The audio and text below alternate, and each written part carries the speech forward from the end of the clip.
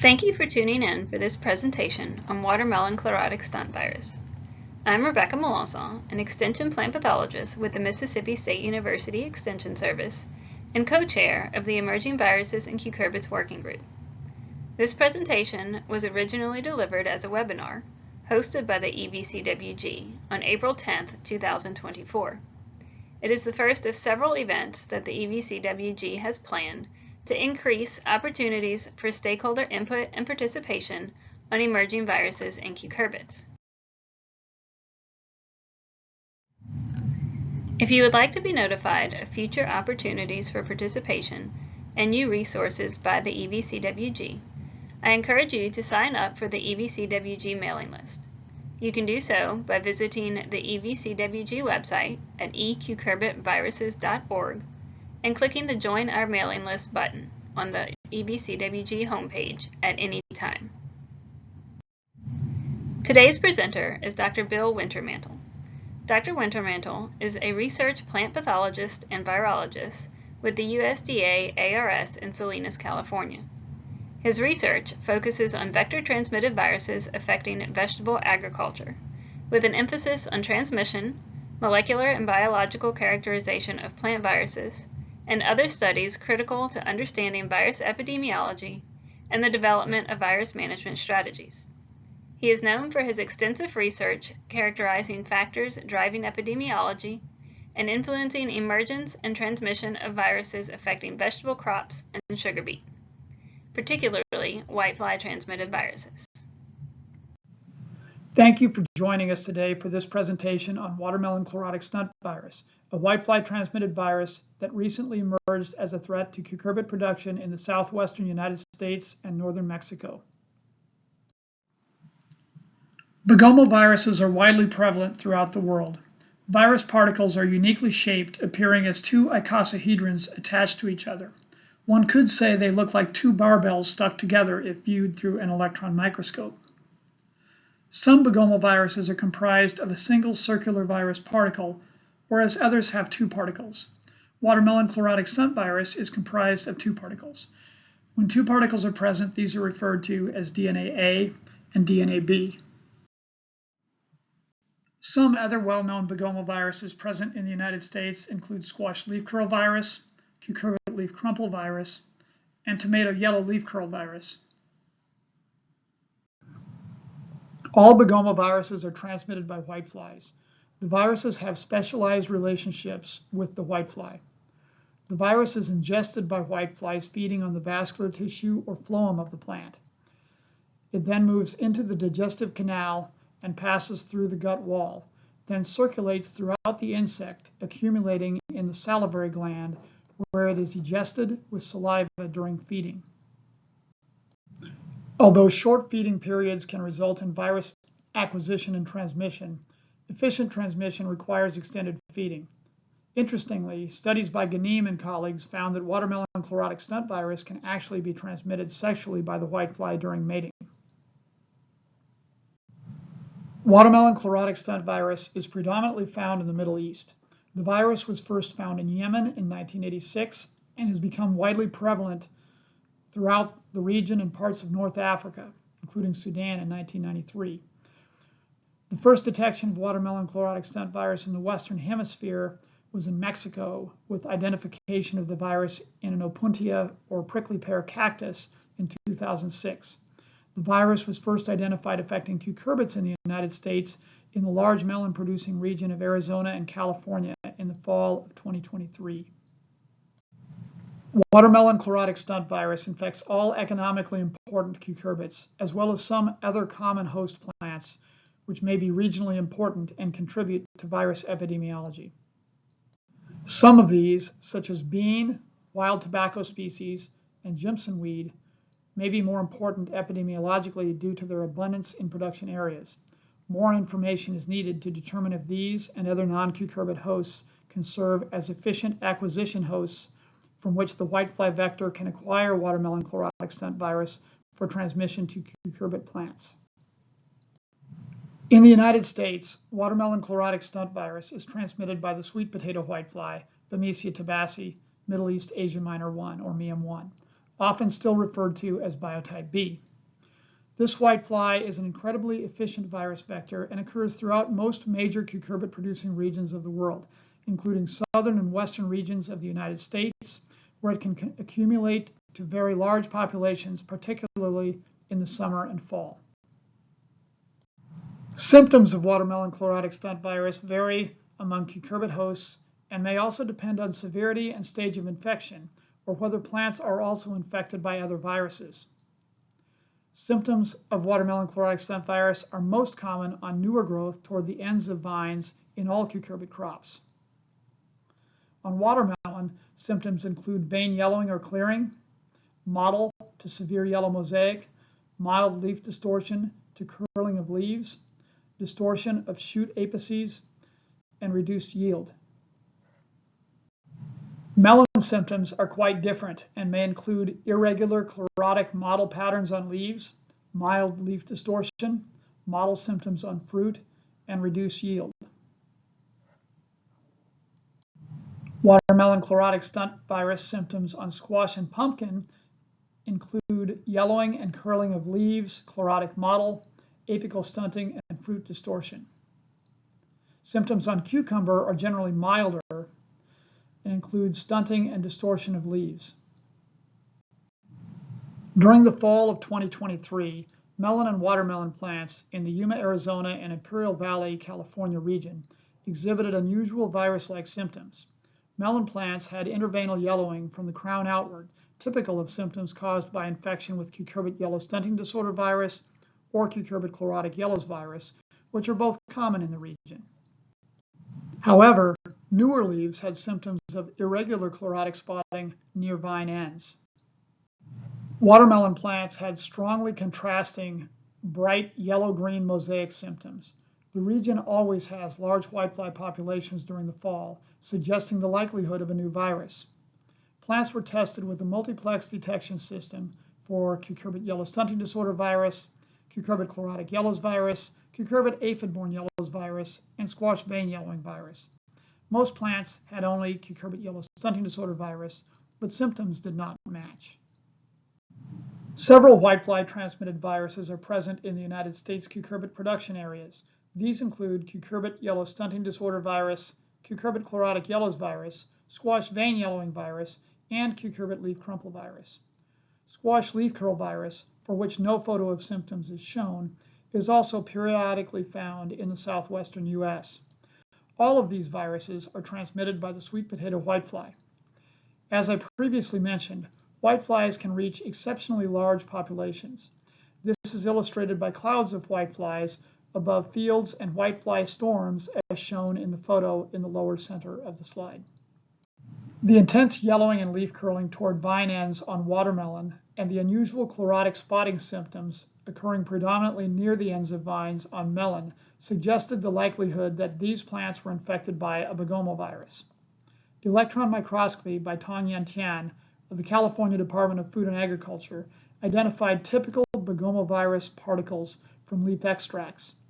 Rolling circle amplification and sequencing confirmed infection of both the melon and watermelon plants with watermelon chlorotic stunt virus. Complete sequencing of both DNAs, DNA A and B, of a watermelon chlorotic stunt virus isolate collected from a melon plant in Arizona confirmed the isolate was most closely related to isolates from Opuntia or prickly pear cactus and melon from Mexico and watermelon from Palestine. Most melon plants were co-infected with both watermelon chlorotic stunt virus and cucurbit yellow stunting disorder virus and had strong yellowing from crowns outward, indicative of typical cucurbit yellow stunting disorder virus-like symptoms, whereas outer leaves had yellow to white irregular spots and mild leaf distortion. Although single infections of watermelon chlorotic stunt virus alone were more common in watermelon than in melon, some watermelon plants were co-infected with cucurbit yellow stunting disorder virus as well, resulting in both interveinal yellowing and mosaic, as well as leaf curling. This image illustrates the region where watermelon chlorotic stunt virus has been identified in cucurbits in the United States, with infections confirmed throughout the American portion of the Sonoran Desert melon production region. Although watermelon chlorotic stunt virus was previously identified in the United States, Its detection in melon and watermelon was the first identification of the virus causing disease in the U.S. Co-infections of watermelon chlorotic stunt virus and cucurbit yellow stunting disorder virus were common in melon and occurred, but were less prevalent in watermelon. Co-infections of cucurbit chlorotic yellows virus with watermelon chlorotic stunt virus were limited. Although not shown on the map, plants from one field in the San Joaquin Valley in central California were also infected with watermelon chlorotic stunt virus. This was interesting because this area typically does not have large whitefly populations until late season, and whitefly-transmitted virus infections are generally limited within the Central Valley. Watermelon chlorotic stunt virus was widespread across the Yuma production region during the fall of 2023 and reemerged again with infection of spring melons in 2024, suggesting that the virus is established in the region. The abundance of host plants and large whitefly populations may have contributed to establishment. Watermelon chlorotic stunt virus may have been present in cucurbits in the region the previous year as well, based on observation of similar symptoms in research plots. However, this has not been confirmed experimentally. Everyone involved in U.S. cucurbit production in areas where sweet potato whiteflies are present should be aware of symptoms and be on the lookout for watermelon chlorotic stunt virus. There are several reasons for this. All whitefly-transmitted viruses introduced into the southeastern or southwestern U.S. since 1990 have rapidly moved to other production regions. Secondly, whiteflies can build to large populations in most field production regions in the southern United States, and this can also occur in greenhouses. Finally, with the establishment of watermelon chlorotic stunt virus in desert regions since its introduction in the fall of 23, as well as the identification of watermelon chlorotic stunt virus in the San Joaquin Valley in a single field, this indicates we should be monitoring for this virus not only in the areas where the virus has been identified, but in other areas throughout the country as well.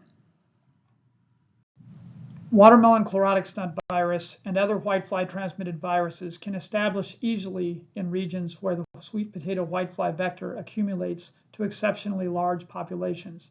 This includes desert region areas as well as other open field cucurbit production regions in the southern and southeastern United States. The larger the population and the longer whiteflies feed, the more efficiently these viruses are transmitted. The current whitefly biotype emerged in the Southwest in 1990 and replaced the previously dominant biotype over a period of about 18 months. This changed the virus dynamic in the region, eliminating viruses transmitted by the older biotype, such as lettuce infectious yellows virus. However, its establishment has facilitated the establishment of a new set of viruses that continue to grow in number. Many whitefly-transmitted viruses produce similar symptoms.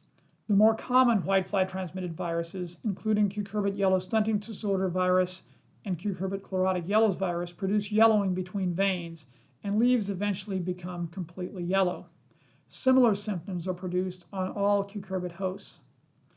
Squash vein yellowing virus causes a yellow netting on squash leaves and late-season vine collapse on watermelon under some conditions.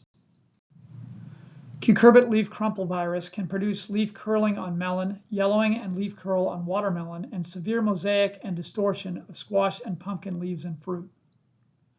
Watermelon chlorotic stunt virus symptoms can resemble symptoms of cucurbit leaf crumple virus on watermelon, but are generally much more severe. Symptoms are distinct from those of other whitefly-transmitted viruses in the United States. However, confirmation should be based on appropriate diagnostic assays such as ELISA or molecular testing. Whitefly-transmitted viruses have been introduced or emerged into the United States at an alarming rate. Since 1998, an average of one new whitefly-transmitted virus has emerged in the U.S. every 4 to 5 years. Once a virus is introduced into one cucurbit-producing region of the U.S., within a few years it typically spreads to other cucurbit-producing regions. This began with squash leaf curl virus in California and Arizona in 1977 and 1978 respectively, and lettuce infectious yellows virus in California and Arizona in the 1980s.